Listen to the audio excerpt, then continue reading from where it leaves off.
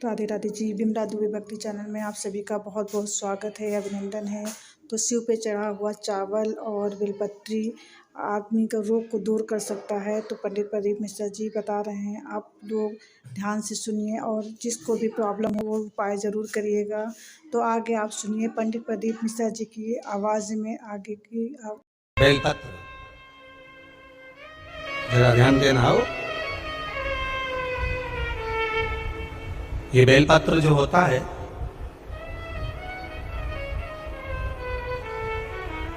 इस बेलपत्र पर कभी कभी आपने देखा होगा कि कई लोग बीच वाले पत्ते पर चंदन लगा देते हैं। ये जो बीच का पत्ता होता है इस पर लोग चंदन लगा देते हैं। शिव महापुराण की कथा कहती है, अगर भूलवश भी अनायास आपके पास बेलपत्र भी नहीं है, शिव जी का चढ़ा हुआ बेलपत्र भी अगर आपने उठा लिया और उठाकर उस बीच वाले पत्ते पर एक चावल का दाना रखकर भी आप भगवान भोलेनाथ को समर्पित कर रहे हो, तो ये समझ लेना कि तुमने महीना, 2 महीना, 4 महीना, 6 महीना, 8 महीने में, हम तो हमेशा कहते आए हैं, आज फिर कर रहे हैं, 1 महीना पूरा हो जाए जल चढ़ाते, 2 महीना पूरा हो जाए जल चढ़ाते, 3 महीना पूरा हो जाए, 4 महीने पूरे हो गए, 6 महीने पूरे हो गए, या आपका साल भर पूरा हो गया, प्रयास करा करो एक बीच वाले पत्ते पर एक चावल का दाना रखकर शिव जी को समर्पित करना। क्यों? जो तुमने पूर्व में जल चढ़ाया है वो चावल का दाना अक्षय, उसको अक्षत माना जाता है, अक्षय माना जाता है। मतलब तुमने अभी तक जो जल समर्पित करा है वो कभी समाप्त तो नहीं हो सकता, उसका पुण्य तुम्हारे खाते में चले गया, अब तुम उसको किसी को भी प्रदान कर सकते।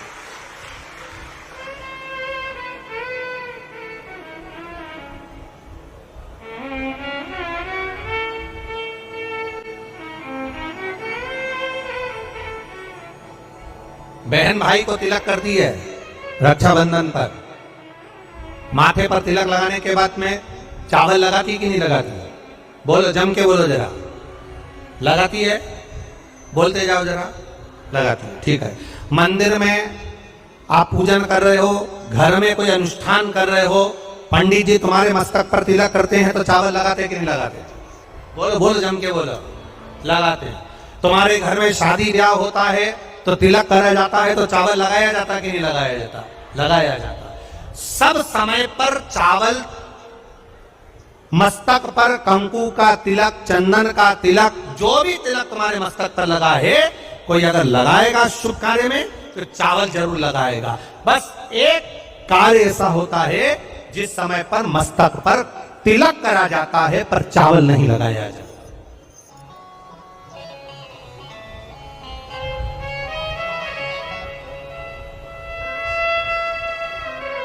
एक समय ऐसा होता है जिस समय तिलक करा जाता है पर चावल नहीं लगाया जाता। चावल का मतलब है अक्षय, मतलब बार बार भगवान ऐसा मौका लाए, बार बार भगवान ऐसी कृपा करे कि तुम ऐसा अनुष्ठान करते रहो, पुण्य करते रहो, सत्कर्म करते रहो, 16 सोमवार के व्रत करते रहो, चतुर्थी के व्रत करते रहो, तुम छठ की पूजन करते रहो, तीज का व्रत करते रहो, सोमवार का व्रत करते रहो, तुम्हारे घर में हमेशा ऐसे शुभ कार्य होते रहे। केवल अक्षय, अक्षत एक जगह पर नहीं लगाया जाता। कब नहीं लगाते अक्षत को? मस्तक पर तिलक करते समय अक्षत कब नहीं लगाया जाता? केवल एक समय पर। कब? जब घर में कोई शांत हो जाता है, और शांत होने के बाद जब मस्तक पर पगड़ी का क्रम होता है, उस पगड़ी के क्रम पर तिलक तो लगाया जाता है पर चावल नहीं लगाया जाता। भगवान से प्रार्थना करते हैं ये बार बार मौका मत देना, जो हो गया उसको समाप्त, ऐसा मौका बार बार ना दीजिएगा। हाँ, पगड़ी पर से उठ गए, अच्छा काम करने के लिए मंदिर जा रहे हो, स्थान छोड़ने के बाद अब तिलक लगाओ और उसमें चावल ढेर सारा लगाओ, कोई मना नहीं। पर अक्षय, उस अक्षत की महत्वता को समझना कि उसको बारंबार प्राप्ति ना हो, ऐसे कार्य की प्राप्ति ना हो, अच्छे कार्य की प्राप्ति, श्रेष्ठ कार्य की प्राप्ति, शुभ कार्य की प्राप्ति। अगर मौका मिले तो एक बार भविष्य पुराण और एक बार मौका मिले तो कूर्म पुराण, और एक बार मौका मिल जाए तो नंदी पुराण। ये 3 पुराणों का स्मरण करना, इसमें आपको अक्षत की महत्वता प्राप्त हो। भविष्य पुराण, कूर्म पुराण और नंदी पुराण, इन 3 पुराणों में आपको अक्षत की महत्वता प्राप्त होगी कि चावल की महत्वता क्या है। एक चावल का दाना जब अशोक सुंदरी वाली जगह पर चढ़ाया जाता है, एक चावल का दाना अशोक सुंदरी वाली जगह पर चढ़ाया जाता है। हम माताओं से हमेशा कहते हुए आए हैं, आज फिर निवेदन करेंगे, जिस माता के गर्भाशय में गांठ हो गई हो, जिस माता के गर्भाशय में गठान पड़ गई हो, एक पत्र आया उसको भी ध्यान, फिर इसका वर्णन बताते हैं।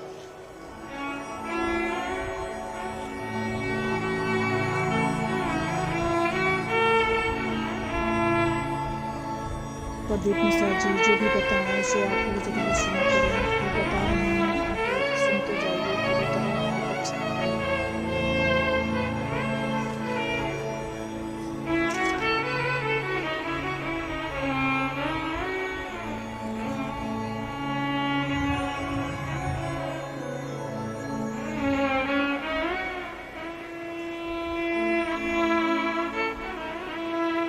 मैं गंगा बरोसिया प्रीतनगर भोपाल से हूं। कहीं बैठी हो तो हाथ हिला सकती हूं। मैं गंगा बरोसिया प्रीतनगर भोपाल से हूं। एक चावल का दाना और 1 लोटा जल, एक बेलपत्र का महत्व क्या है, इस पत्र को आप लोग टीवी चैनल के माध्यम से, रेडियो पर भी पढ़ सकते हैं। हम जो पत्र पढ़ते हैं वो आप भी अपने आनंद के साथ उस पत्र को पढ़िए। मेरे पति को एक गांठ हो गई, उस गठान का ऑपरेशन डॉक्टर ने बोला, और गांठ इतनी विचित्र थी कि उठने बैठने में भी आफत कर रही थी। तब शिव जी पर एक चावल का दाना समर्पित करना, एक बेलपत्र समर्पित करना प्रारंभ करा। शिव जी पे चढ़ा हुआ जल पीना प्रारंभ करा। सीहोर गए, वहां से रुद्राक्ष लाए, उस रुद्राक्ष का जल शंकर भगवान को चढ़ाना प्रारंभ करा। जिन डॉक्टरों ने ऑपरेशन का कहा था, 22 दिन के बाद हम उनको चेक कराने के लिए गए तो गठान गल चुकी थी। एक चावल का दाना हमारे सुख का अनुभव करा देता। अगला वर्णन उन्होंने लिखा, गुरुजी बाबा ने एक कृपा तो करी, साथ में मेरे बच्चे के हाथ में सफेद दाग हो गया। तो सफेद दाग हो गया तो हमने डॉक्टरों का इलाज करवाना प्रारंभ करा, आयुर्वेदिक दवाई भी ली, पर वो दाग समाप्त नहीं हो रहा था। जब दाग समाप्त नहीं हो रहा था तब शंकर जी के मंदिर में जाकर समी के पत्ते का आपने जो प्रयोग बताया था वो करना प्रारंभ करा, और बाबा की कृपा से शिव जी का चढ़ा हुआ जल शरीर पर लगाना, और पूर्णिमा के दिन गाय जो अपने बछड़े को दूध पिलाती है उसका जो फेन बछड़े के मुंह पर आता है वो शरीर पर लगाना, और लगाकर उसको बैठना, उससे मेरे बच्चे के शरीर पर से सफेद दाग पूरा समाप्त हो गया। ये शिव तत्व, ये शंकर।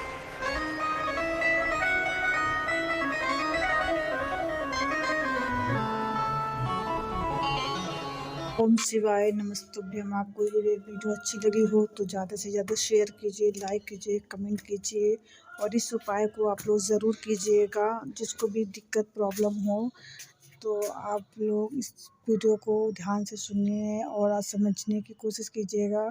और अगर आप लोग में किसी को भी दिक्कत हो तो आप लोग अपने ऊपर ज़रूर अप्लाई कीजिएगा, इससे आपको बहुत ही लाभ मिलेगा। तो अब नेक्स्ट वीडियो में फिर मिलते हैं, तब तक के लिए नमस्ते, प्रणाम, राधे राधे।